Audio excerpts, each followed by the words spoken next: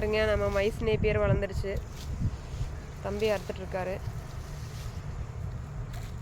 அதே மாதிரி அந்த பக்கம் சூப்பர் மும்பாசாவும் வளர்ந்துருச்சு. சூப்பர் மும்பாசா விதையே வந்துருச்சு பாருங்கள். ஃபுல்லாக கருதே விட்டுருச்சு. அதை வந்து நம்ம அப்படியே அறுத்து ட்ரை ஃபீடாக வச்சுக்கலாங்கிறதுக்காக அதை நாங்கள் இன்னும் அறுக்காமல் இருக்கிறோம். சாம்பிளுக்கு ஒரு லைன் மட்டும் அறுத்து பார்த்தோம். உண்மையிலுமே வளர்ச்சி ரொம்ப ஹை ஸ்பீடு வளர்ச்சியாக இருக்குது. அந்த ஒரு லைன் மட்டும் இடையில அறுத்துட்ருக்கோம். அது நல்லா வளருது.